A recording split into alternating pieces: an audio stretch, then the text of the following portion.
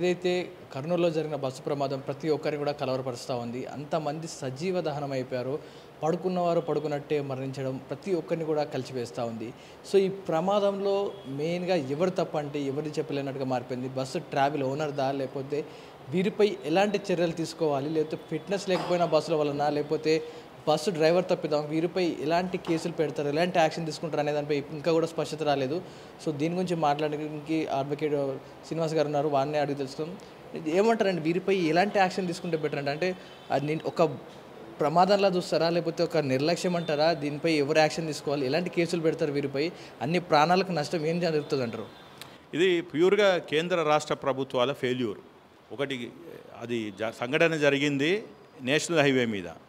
National highway authority of India అది కేంద్ర ప్రభుత్వ సంస్థ. దానికి నితిన్ గడ్కరీ గారు 11 సంవత్సరాల నుంచి వారే మంత్రి.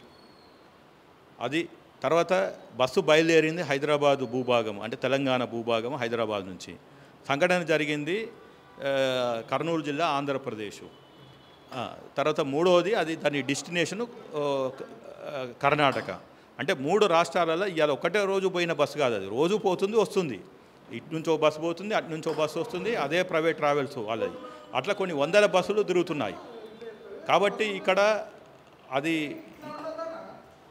ఈ సంఘటన జరిగింది విశ్లేషించే ముందల మనం ఒక భారతదేశంలో అసలు ఈ బస్సుల వ్యవస్థ ఏంటిది, ఇది అసలు ట్రాన్స్పోర్ట్ అనేది ప్రభుత్వంలో ఉండవలసినది, ప్రభుత్వ సంస్థలు. యాక్షన్ అంటే ఇప్పుడు బస్సు డ్రైవర్ మీద చర్య తీసుకోవాలా, బస్సు ఓనర్ మీద తీసుకోవాలా, ఎలాంటి యాక్షన్ తీసుకుంటారు అంటారు? గవర్నమెంట్ తీసుకుంటుందా?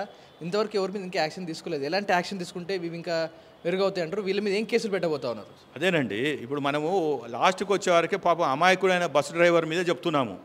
ఆడ ఫెయిల్ అయింది మోటార్ వెహికల్ యాక్ట్, పార్లమెంటులో నుంచి జరిగిన చట్టాన్ని. దాన్ని ఇంప్లిమెంట్ చేయవలసింది మంత్రులు, ముఖ్యమంత్రులు, ప్రధానమంత్రి, అది యూనియన్ మినిస్టర్సు, తర్వాత గవర్నమెంట్ అఫీషియల్సు, ప్రిన్సిపల్ సెక్రటరీ ట్రాన్స్పోర్టు, తర్వాత ఆర్టీఏ అధికారులు. వాళ్ళనందరినీ మీరు పక్కన పెట్టి మీడియా మీరు పాపం అమాయకమైన ఒక డ్రైవర్ వాణ్ణి కూడా బాధ్యుడే కాదంటలేను, కానీ ఫస్ట్ ఇక్కడ ఫెయిల్యూర్ జరిగింది. చట్టాలని మనం ఇంప్లిమెంట్ ఇంప్లిమెంటేషన్లో ఫెయిల్యూర్ కావటం వ్యవస్థ అంటే జరిగింది. ఒక రాత్రి బస్సు ఒక బైక్ను గుద్దింది అంటారు.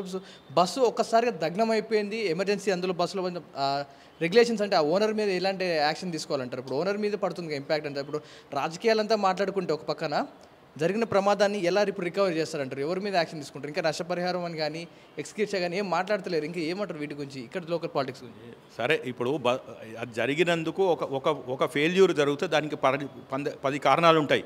మనకి దీంట్లో కూడా చెప్పారు మహాభారతంలో, కర్ణుని చావుకి 1,00,000 కారణాలని. అట్లా మనము ఒక ఇండిపెండెంట్గా ఒక జ్యుడిషియల్ కమిషన్ వేస్తే తెలుస్తుంది. కానీ మీరు అందరం కలిసి మనము ఆ ప్రైవేట్ ట్రావెల్ ఆ డ్రైవర్ తప్పే అని మనం ఆల్రెడీ వచ్చేస్తున్నాము. అది రాంగ్. నేనేమంటున్నా అంటే అసలు ఆ బైకు హైవే మీదకి ఎట్లా వచ్చింది? ఎందుకంటే national highway is controlled access ఉండాలి దానికి. అందులో మీకు 2 wheelers 3 wheelers tractors they are prohibited. అలాంటప్పుడు ఈ బస్సు ముందరికి అదే బస్సు పోయే రోడ్డు మీద ఒక కారో పోవాలి, ఇలాంటి బస్సే పోవాలి, ట్రక్కే పోవాలి. 2 వీలర్ ఎట్లా వచ్చింది? నేను ఫస్ట్ ప్రశ్నించేదానికి ఈ ప్రధానమంత్రి నుంచి, కేంద్ర మంత్రుల నుంచి, రాష్ట్ర ముఖ్యమంత్రుల దగ్గర నుంచి నేను ప్రశ్నించేది ఒకటే. ఈ సమాజం మేలుకొని అడగండి అందరూ. ఇవాళ ఆ బైక్ వాడు ఆ రోడ్డు మీదకి ఎట్లా వచ్చిండు, విచ్ ఇస్ ప్రొహిబిటెడ్. అసలు ప్రొహిబిటెడ్ అనేది ఓవరాల్ మీద చూశాను. నేషనల్ హైవేస్ మీద పక్కనే ఊర్లు ఉంటాయి. సో ఊర్ల నుంచి కనెక్టివిటీకి నేషనల్ హైవేస్ వెళ్తూ ఉంటాయి కాబట్టి సో ఆబ్వియస్గా బైకులు పాస్ అవుతూ ఉంటాయి. అంటే 2 వీలర్ బ్యాన్ అనేది ఏమంటారు, ప్రొహిబిటెడ్ ఓవరాల్ మీద చూస్తాం. నేషనల్ హైవే మీద ఇంతవరకు కూడా ఇంప్లిమెంట్ అవ్వలేదు, అలాంటి చట్టం రాలేదు. ఇంతవరకు అయిందంటారు ఎక్కడైనా? ఇది ఉందండి, అందుకనే దానికి సర్వీస్ రోడ్స్ వేస్తారు. ఇప్పుడు మనము టోల్ గేట్ కట్టి పోయేటప్పుడు ఆ స్పీడ్ లిమిటు మనకి అన్ని ఫెసిలిటీస్ ఇస్తున్నాడు. మనం అందుకనే కిలోమీటర్కి రూపాయన్నరనో కడుతున్నాము. ఎందుకు కడుతున్నాము? వాడు ఆ ఫెసిలిటీ ఇస్తుండని. ఇప్పుడు మనం హోటల్కి పోయినాం, ఒక హోటల్లో టీ సరిగ్గా ఇవ్వకుంటే డబ్బులు కట్టాం, డబ్బులు తీసుకున్నాడు కాబట్టి అడుగుతున్నాం. ఇదే ఒక ధర్మశాస్త్రంలో అడగము. ఒకడు అన్నదానం చేస్తున్నాడు అడగము. కానీ మన సమాజం అక్కడి నుంచి ముందుకు వచ్చినాము. మనం ఎప్పుడైతే డబ్బులు ఇస్తున్నామో, టోల్ ట్యాక్స్ కడుతున్నామో అప్పుడు మనం ప్రశ్నించాలి. ఆ బైక్ అసలు ఆ రోడ్డు మీదకి అనుమతి ఎవడిచ్చాడు, అక్కడి నుంచి నా ఇన్వెస్టిగేషన్ కావాలని కోరుకుంటున్నా. తర్వాత వస్తాడు, ఎస్ వానికి ప్రైవేట్ ట్రావెల్ వాడికి లైసెన్స్ ఉందా లేదా, ఆ డ్రైవర్ ఫిట్గా ఉన్నాడా, తాగాడా, లేకపోతే వాడికి ఇంతకుముందుకు 24 గంటలు డ్యూటీ చేసి మళ్ళీ డ్యూటీ ఎక్కుతున్నాడా, ఇవన్నీ తర్వాత వస్తాయి.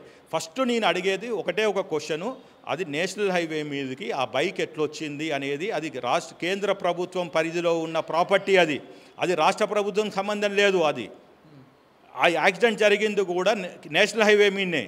ఇప్పుడు రైల్వే పోలీసులు ఉంటారు, అట్లా దీనికి కూడా పోలీసులు పెట్టాలి. ఉట్టిగానే డబ్బులు తీసుకుంటే కాదు.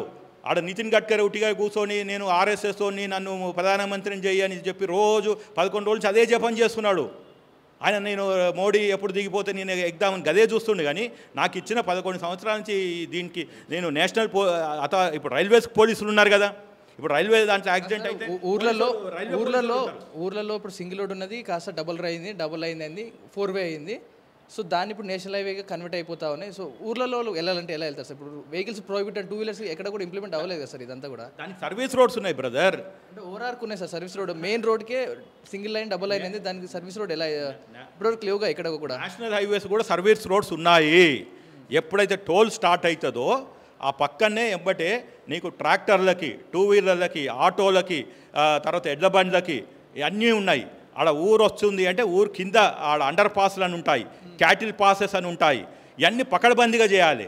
కానీ ఈ దేశంలో ప్రతి దాంట్లో కరప్షన్.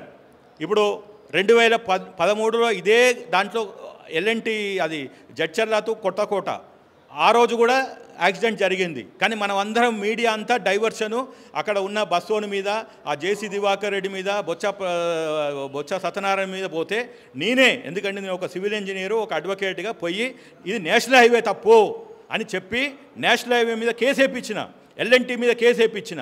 ఎందుకంటే వాళ్ళు రోడ్లు కరెక్ట్గా మెయింటైన్ చేయలే, కరెక్ట్ స్టాండర్డ్స్ ప్రకారం కట్టలేదు. కాబట్టి ఇది మనం ఏమనుకుంటున్నాము, ఈ దేశంలో మీడియా మీది కూడా 4th ఎస్టేట్ బాధ్యత ఏంది అంటే కరెక్ట్గా ఇన్వెస్టిగేషన్ చేయండి. ఆ రోజు ఏదైతే జరిగిందో అదే మిస్టేక్ మళ్ళీ 13 సంవత్సరాల తర్వాత జరిగింది నేషనల్ హైవే మీద. అంటే ఈ దేశంలో నేషనల్ హైవేస్ స్టాండర్డ్స్ పెరగలేదు. బస్సు గురించి ఏం చెప్తారు? బస్సుది వాడికి తప్పు చేస్తే వాడిని శిక్ష చేయాలి, వాళ్ళ లైసెన్సులు రద్దు చేయాలి, క్రిమినల్ ప్రాసిక్యూషన్ చేయాలి, అవన్నీ ఉన్నాయి. కానీ నేను చట్టాన్ని ఫస్ట్ ఈక్వల్గా ప్రభుత్వ అధికారులకి, ప్రజాప్రతినిధులకి, మంత్రులకి, ప్లస్ ఆ డ్రైవర్కి, బస్సు ఓనర్కి అందరికీ ఈక్వల్గా అప్లికబుల్ చేయాలి.